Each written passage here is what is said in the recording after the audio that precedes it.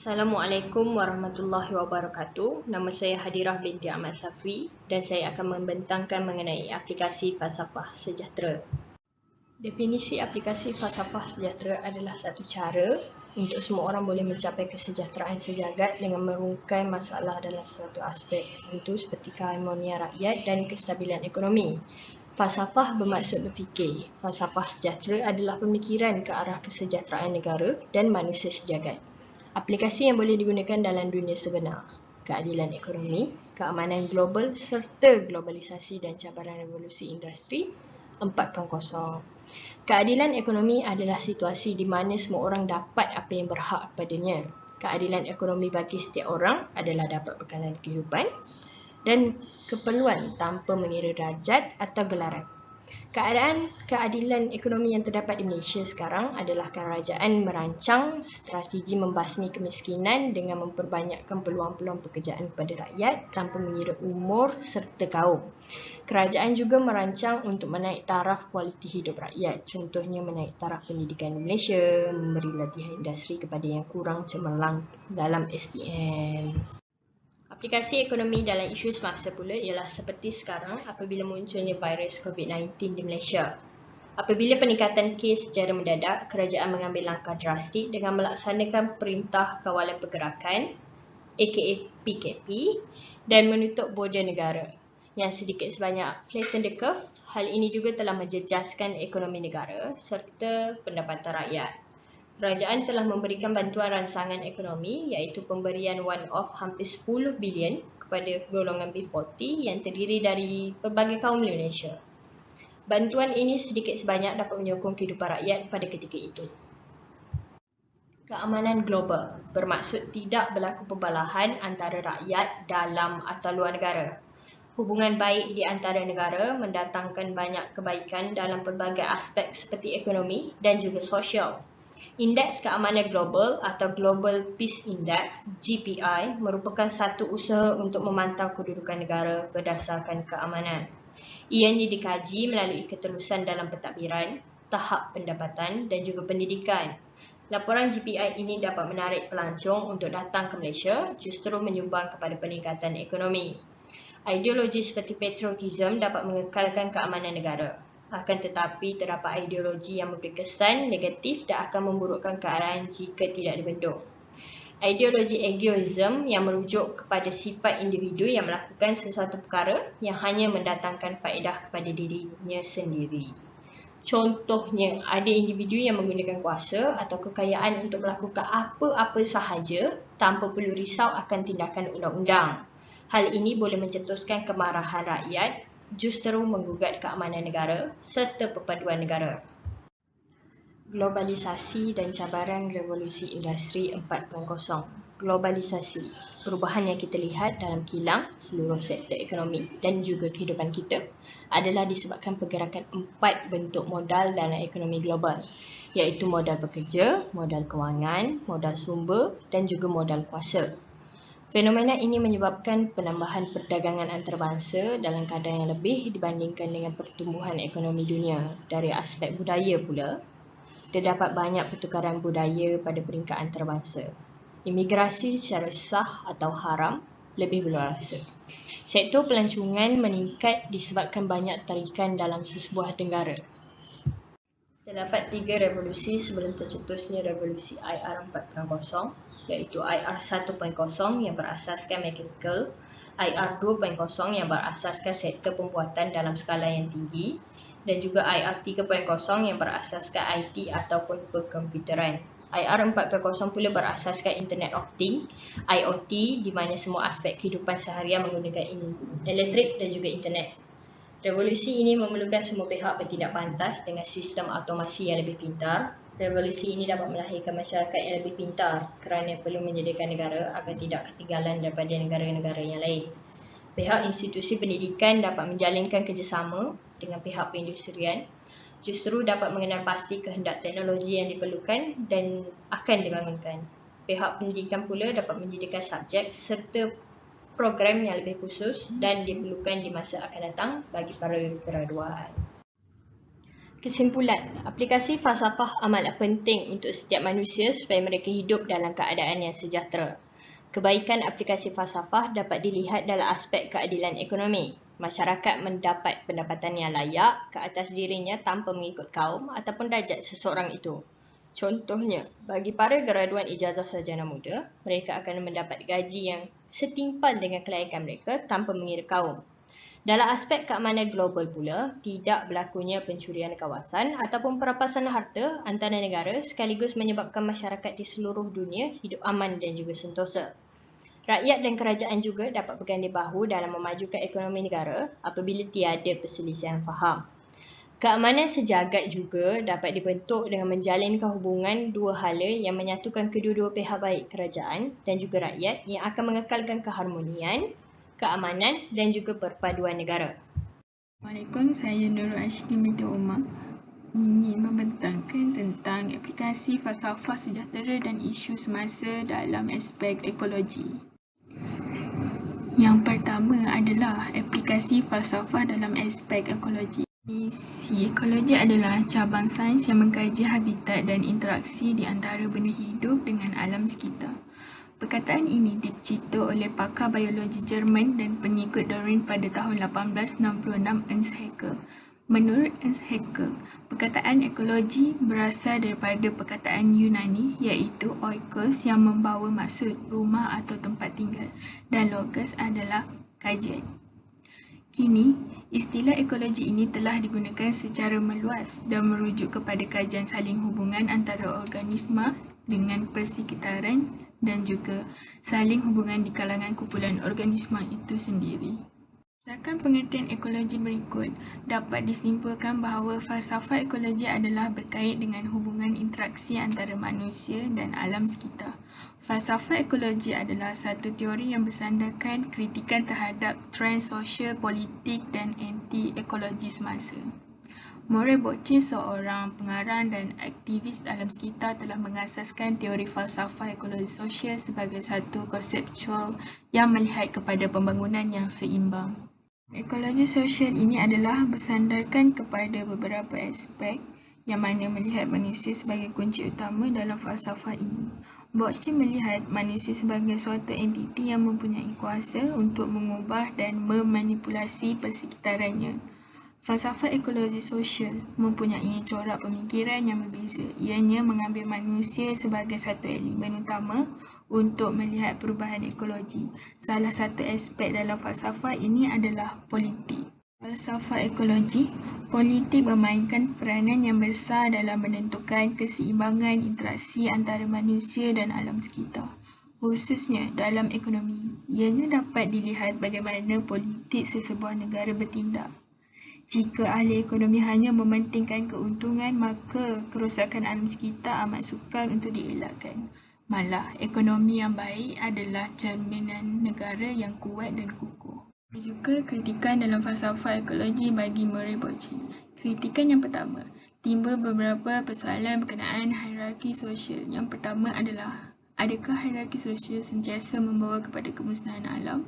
Yang kedua, adakah dengan komuniti sosial yang tidak mempunyai hierarki sosial memeliharakan alam sekitar dengan baik? Kritikan yang kedua berkaitan dengan konsep amalan hijau. Yang pertama, di dalam buku Bochner sendiri menyatakan ianya bukanlah hijau sekiranya haiwan ternakan itu dipelihara di dalam kandang. Yang kedua, konsep amalan hijau yang tidak jelas. Kritikan yang ketiga, konsep egalitarian, konsep yang merujuk kepada kesamarataan.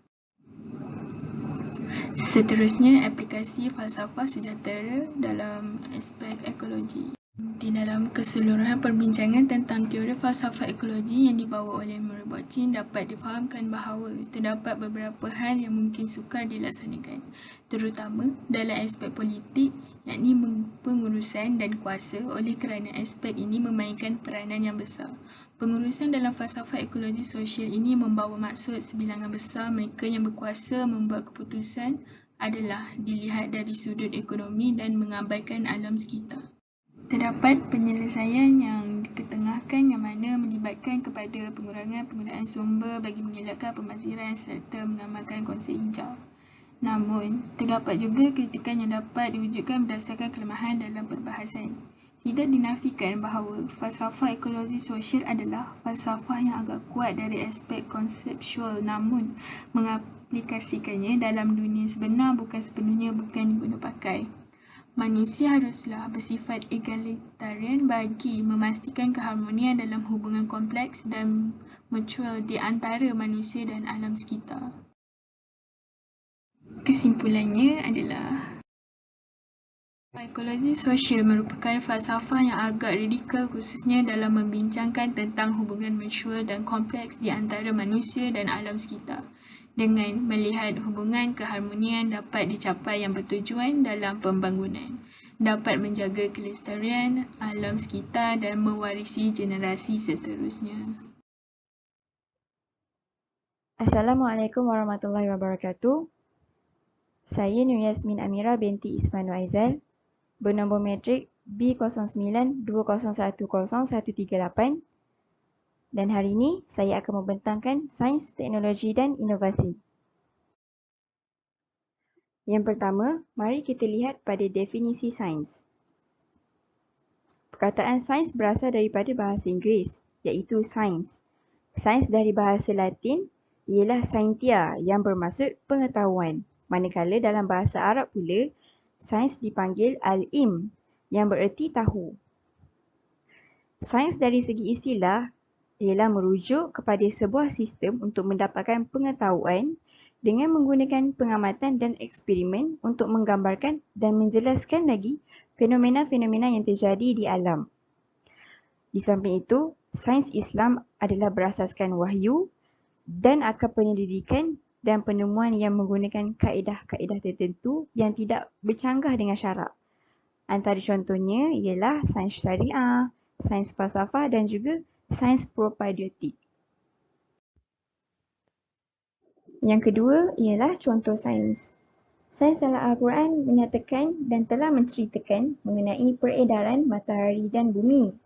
Para saintis juga telah mengkaji dan membuat kesimpulan bahawa planet-planet mengelilingi matahari dan bulan pula mengelilingi bumi.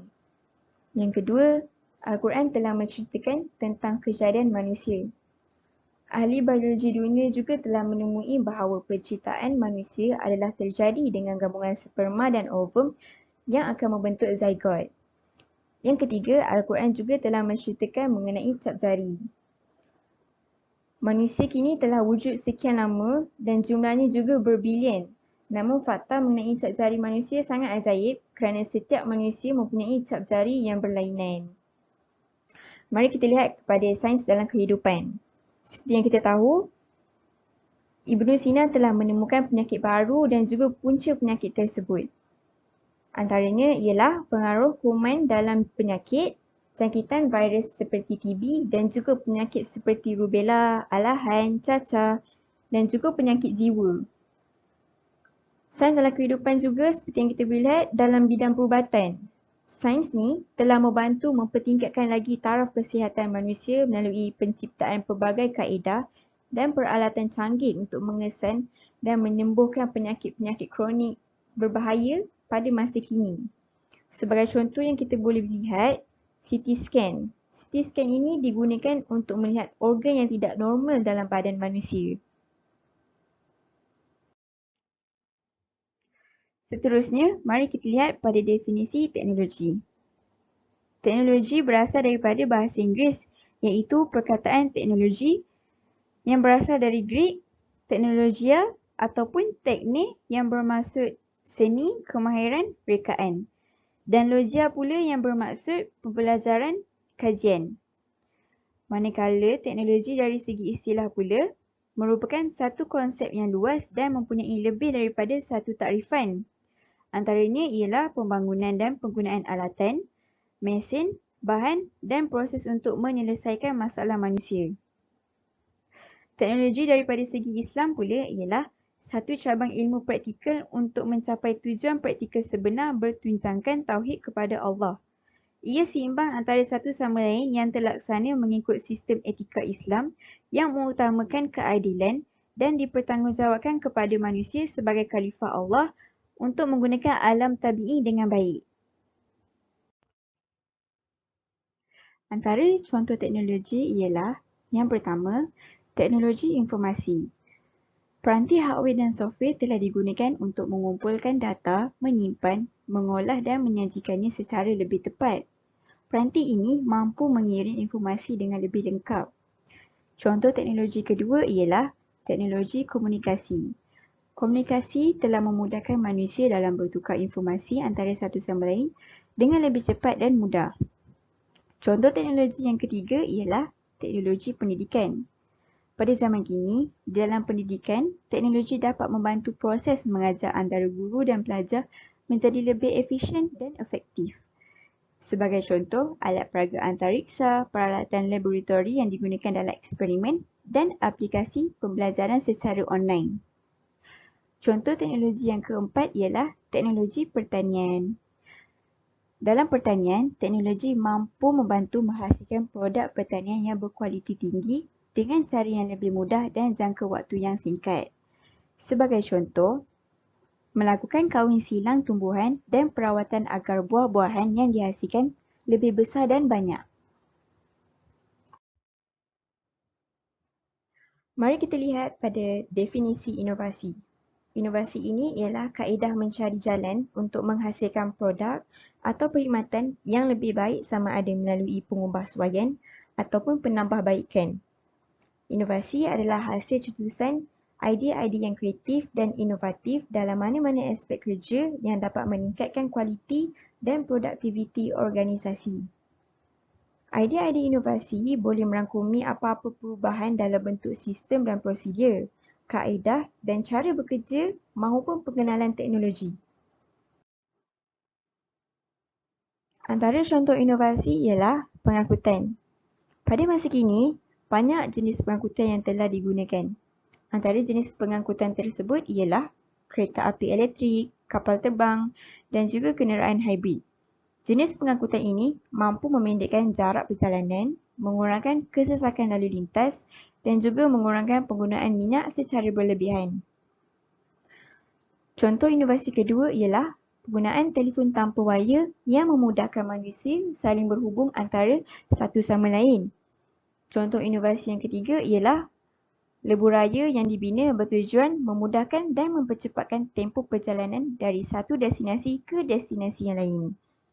Contoh inovasi yang terakhir ialah pembinaan dan rekaan bangunan pencakar langit yang unik bertujuan menampung keperluan masa kini. Sebagai contoh, pembinaan bangunan KLCC. Bangunan tersebut telah menjadi tarikan para pelancong dan juga warga negara sendiri. Daripada penerangan yang telah saya berikan sebentar tadi, banyak kepentingan sains, teknologi dan inovasi yang dapat kita peroleh.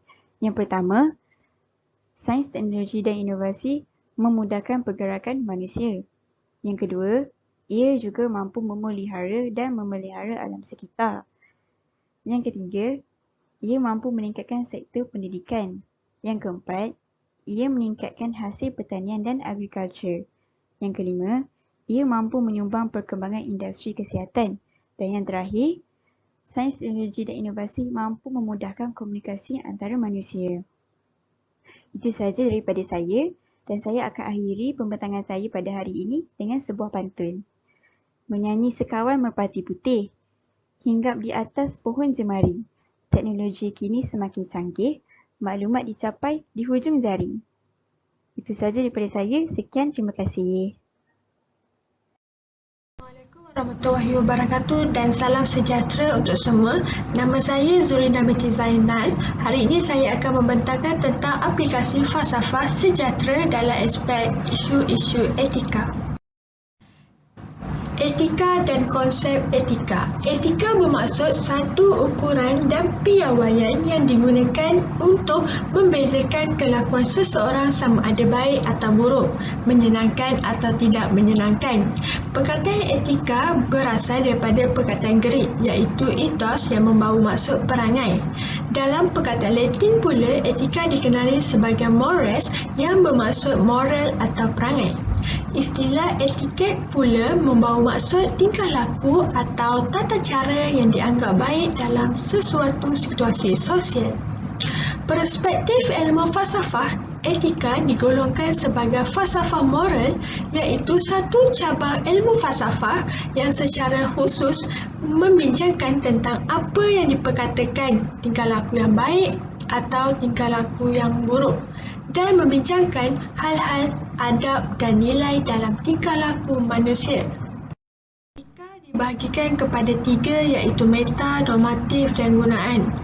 Meta adalah perkara yang melibatkan perbuatan gaib seperti kuasa Tuhan dan keagamaan.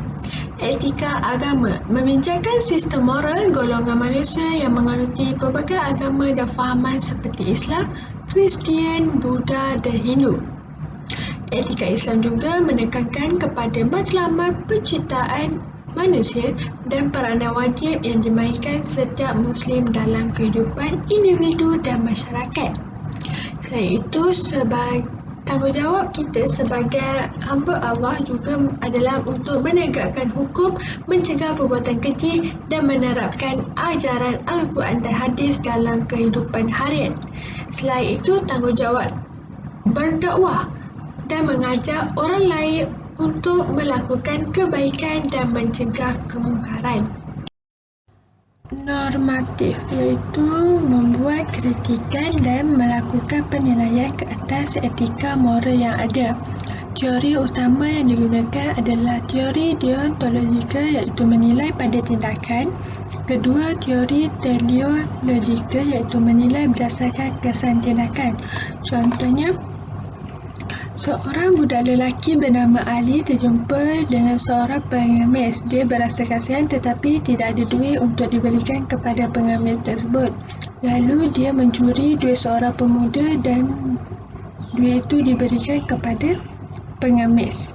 Okey, menurut teori teleologika, perbuatan itu tak salah sebab dia nak tolong pengemis.